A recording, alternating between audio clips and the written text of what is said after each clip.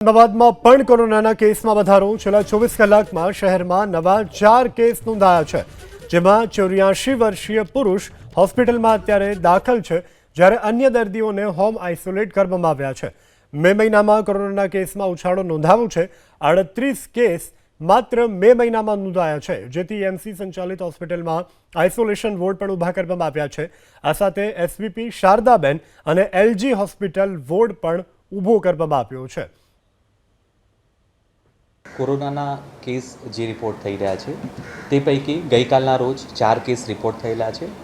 આ પૈકી 3 પેશન્ટ છે જેને હોમ આઇસોલેશનમાં રાખવામાં આવેલા છે અને માઇલ્ડ કફ ફીવરની હિસ્ટ્રી છે, જ્યારે એક પેશન્ટ છે કે જે 84 યર ઓલ્ડ મેલ પેશન્ટ છે, તેમને પ્રાઇવેટ હોસ્પિટલમાં હાલમાં એડમિટ કરવામાં આવેલા છે.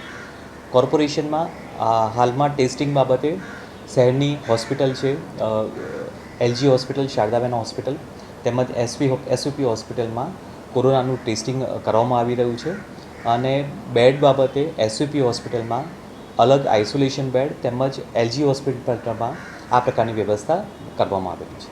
હાલમાં જે કોઈ પેશન્ટ છે તેમને માઇલ્ડ ફીવર અને કફના સિમ્ટમ્સ આવેલા છે. મુખ્યત્વે બધા પેશન્ટ છે તે હોમ આઇસોલેશનમાં છે.